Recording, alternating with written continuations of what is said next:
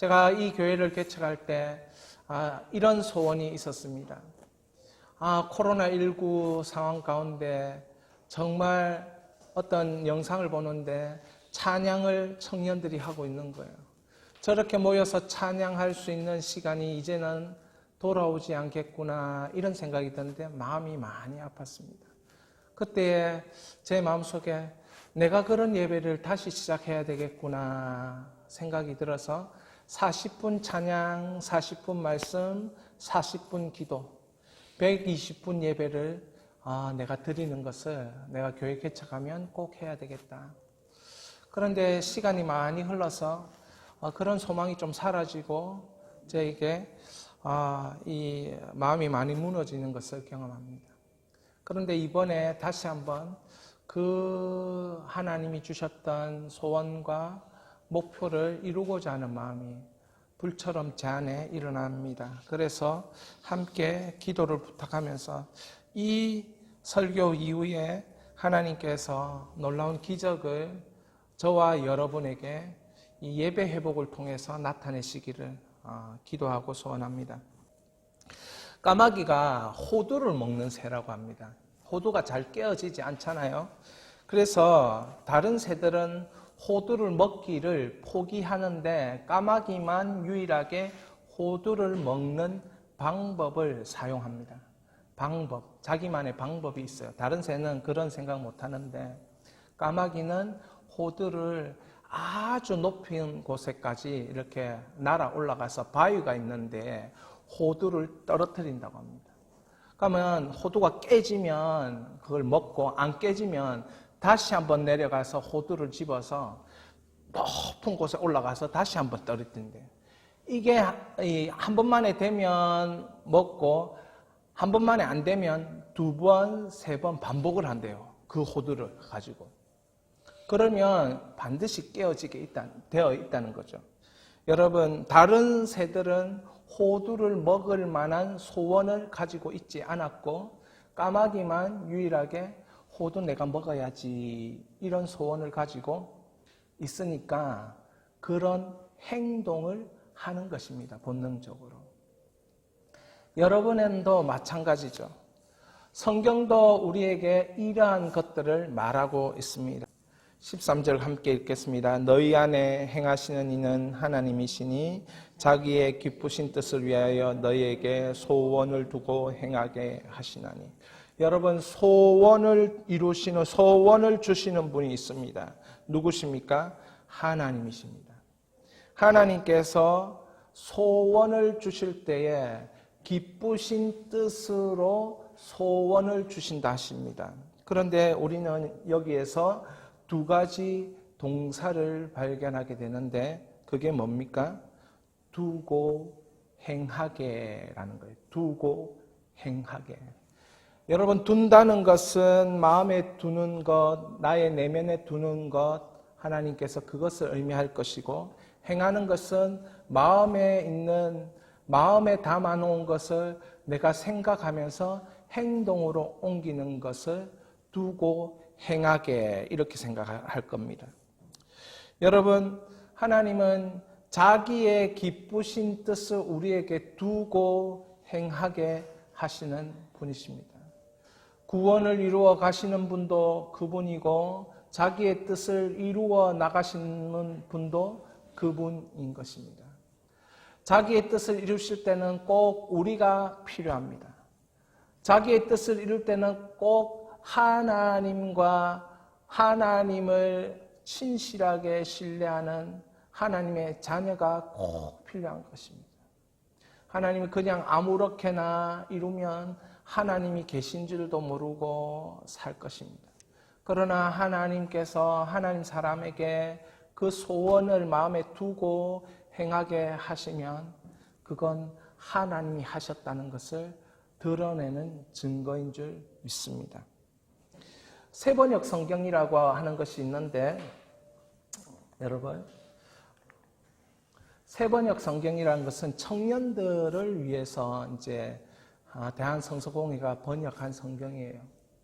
자, 그 번역에는 이렇게 번역하고 있습니다. 12절 함께 읽겠습니다. 그러므로 사랑하는 여러분, 여러분이 언제나 순종한 것처럼 내가 함께 있을 때뿐만 아니라 지금과 같이 내가 없을 때라도 더욱 더 순종하여 두렵고 떨리는 마음으로 자기의 구원을 이루어 나가십시오. 자기의 구원을 이루어 순종함으로. 여러분, 순종이 필요하다는 거죠. 현재적 구원을 이루어 나갈 때 현재적으로 하나님의 역사를 보고 싶으면 순종이 필요하다는 것입니다. 무엇에 순종할 것인가? 그것은 하나님이 여러분 마음에 넣어 주실 거예요, 오늘. 그러면 그 넣어 주신 그것에 여러분이 두렵고 떨리는 마음으로 순종하시기를 바랍니다. 성령께서 넣어 주십니다. 우리 13절 함께 읽겠습니다. 하나님은 여러분 안에 활동하셔서 여러분으로 하여금 하나님을 기쁘게 해드릴 것을 염원하게 하시고 실천하시는 분입니다. 여러분, 두렵고 떨리는 마음으로 자기 구원을 이루어 나가십시오. 그런데 이걸 어떻게 하는가 13절에 사도 바울이 얘기하고 있는 것입니다. 이 12절 두렵고 떨리는 마음으로 구원을 이루는 것을 13절에서는 사도 바울은 기쁘게 해드릴 것을 염원하고 실천하게 하는 하나님을 만나라. 그런데 그 하나님은 어떤 하나님이냐? 활동하는 하나님이라는 것입니다. 오늘도 하나님은 우리에게 활동하십니다. 그리고 우리의 반응을 기다리십니다. 우리의 순종을 기다리고 계십니다. 우리가 활동하기를 원합니다. 여러분, 병원에 있는 이 병든 질병에 걸린 그 병든 환자들은 활동에 제약이 있는 거예요. 힘들기 때문에 활동하지 않는 것입니다. 우리도 마찬가지입니다. 우리가 활발하게 활동하면 어떻게 됩니까? 건강하게 되는 것이고, 우리가 정지해 있는 것처럼 우리의 삶을 이 정적으로 살게 되면 병들어가는 그 순간을 맞이하게 될 거예요. 여러분, 그래서 이런 말이 있지 않습니까? 걷지 않으면 죽는다, 이런 말이 있지 않습니까? 여러분, 그래서 계속해서 활동하라는 거예요. 여러분, 우리 육신이 건강하게 되려고 하면 단련을 하고 활동을 해야 되죠. 그래서 활동하시는 하나님은 우리 속에 하나님 기뻐하시는 소원, 염원을 두고 우리를 뭐하게 하십니까? 실천하게 하시는 분이에요. 실천하게. 여러분, 여러분에게 소원이 오늘 있을 것이에요. 그리고 이전부터 가졌던 소원이 있을 것이에요. 그 소원을 그냥 내버려 두지 마시고 하나님께서 주신 소원이다 이렇게 받아들이고, 그 하나님이 주신 소원이기 때문에 전능하신 하나님이 실천할 수 있는 힘도 주실 것이다, 그렇게 믿으시기 바랍니다. 제가 가끔씩 소개했던 그 필립스 성경, 2차 대전 때 이 필립스라는 박사가 신약을 성경 번역을 한 거예요. 그 세계 전쟁을 겪으면서 성도들이 어떻게 살아나갈지 그 실제적으로 성경 읽으면서 깨달을 수 있도록 번역을 했습니다. 그 영국 전역에 그 독일이 미사일을 퍼붓고 그런 가운데 이 성경을 번역했다고 합니다. 함께 12절 보겠습니다. 사랑하는 친구 여러분, 여러분은 늘 내 말에 순종했습니다. 여러분은 내가 곁에 있을 때만 그리하지도 않았지요.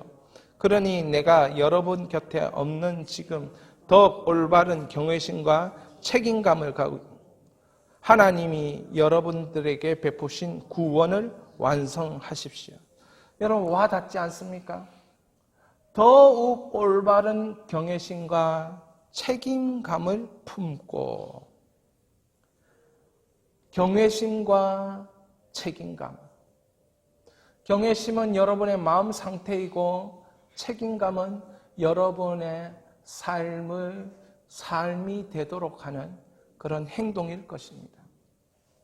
하나님을 두렵고 떨리는 마음으로 인정하는 그 경외심이 결국 여러분으로 하여금 움직이게 만든다는 거죠. 움직이게. 여러분 하나님 경외하십니까? 여러분에게 움직일 힘을 주실 줄 믿습니다. 저는 가끔씩 저의 무력함이 있는 것 돌아볼 때마다 내가 정말 하나님을 전능하신 하나님으로 믿고 있는가? 그분은 활동하시는 살아서 역사하시는 하나님으로 믿고 있는가? 그 경외감이 생길 때만이 비로소 저는 책임감을 느끼고 힘을 낼 수 있었습니다. 정말 예수님께서 내 안에 들어와 계시고 나와 더불어 먹고 나와 더불어 마시고 나와 더불어 함께 있는 이 내 안에 계신 예수님을 인정하고 내 몸뚱아리가 성령이 거하시는 전이라는 것을 인정하는 이 경외감이 생길 때만이 비로소 움직이더라고요. 거룩한 하나님의 뜻, 하나님이 기뻐하신 뜻을 위해서. 그렇게 해서 구원을 완성하라고 하는 것입니다. 13절입니다. 여러분 안에 일하고 계신 분은 바로 하나님이며 그분은 그분의 뜻을 이루어 갈 능력과 의지를 주십니다. 여러분이 하나님을 더 올바른 경외심과 책임감을 품고 구원을 이루려고 하면 할수록 여러분은 어떤 일을 경험하게 되느냐? 하나님이 능력과 의지를 여러분에게 주신다는 겁니다. 뜻을 이룰 수 있는 능력과 의지를 말입니다. 여러분, 오늘부터 여러분이 다니엘처럼 결단하십시오. 내 몸을 깨끗이 하겠다는 것은 하나님을 경외하기 때문에 하나님이 이 전쟁에 포로된 가운데도 살아서 역사하실 수 있는 분이라는 경외감을 가지고 깨끗이 하겠다 결단했을 때에 그 책임감을 가졌을 때에 그의 인생에는 능력과 의지가 생겨 버린 줄 믿으시기 바랍니다.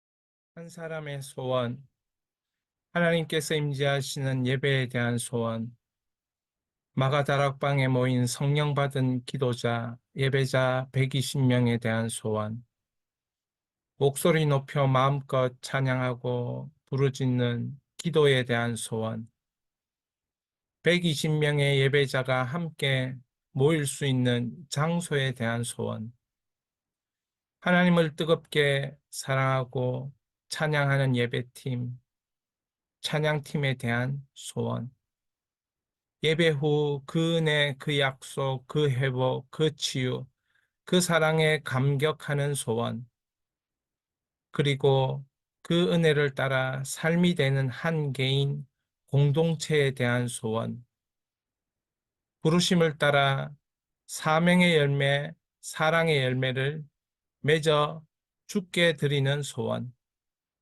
민족과 열방을 주의 말씀으로 치유하고 구원하는 소원, 이러한 예배에 대한 소원이 바로 예수 비전 교회의 소원인 것입니다. 하나님은 오늘도 우리에게 소원을 주시고 일을 행하시는 하나님이십니다. 성령의 사람 120 예배를 위한 기도 제목. 이것은 사도행전 2장에 나타난 하나님의 말씀을 보면서 우리가 소망하는 예배의 모습인 것입니다. 하나님은 이 예배를 통하여서 하나님이 원하시는 뜻을 이루실 것입니다. 바로 우리의 시작은 예배이어야 합니다. 세상이 따라오지 못하는 예배, 세상과는 구별된 예배, 하나님을 하나님으로 모셔드리고 인정하고 경배하는 성령의 사람이 드리는 예배, 그러한 사람 120명이 모여 드리는 예배를 예수비전 교회는 꿈꿉니다. 이 6가지 기도 제목을 위해서 함께 기도해 주시기 바랍니다. 첫 번째, 성령께서 친히 준비하시고 이끄심과 채우심을 받는 이승희 목사가 되게 하소서. 두 번째, 사도행전 2장의 교회 모습이 재현되게 하옵소서. 세 번째, 40명의 기도자 일꾼을 준비하게 하옵소서. 네 번째, 120명이 마음껏 찬양하고 기도할 수 있는 일정, 장소를 허락하옵소서. 다섯 번째, 한 달 4주 동안 찬양으로 섬길 찬양팀이 세워지게 하옵소서. 여섯 번째, 필요한 재정을 채워 주옵소서. 성령의 사람 120 예배를 꿈꾸고 있습니다. 이 소원을 하나님이 주신 줄 믿습니다. 제자리 걸음을 하는 예수비전 교회가 이제는 그 제자리 걸음에서 벗어나서 하나님의 말씀의 길로 달려나가는 교회 되기를 원합니다. 그 첫 번째 스타트가 성령의 사람 120 예배가 될 줄 믿습니다. 이 시간 이것을 위해서 우리 주여 한번 부르짖고 기도합니다. 주여.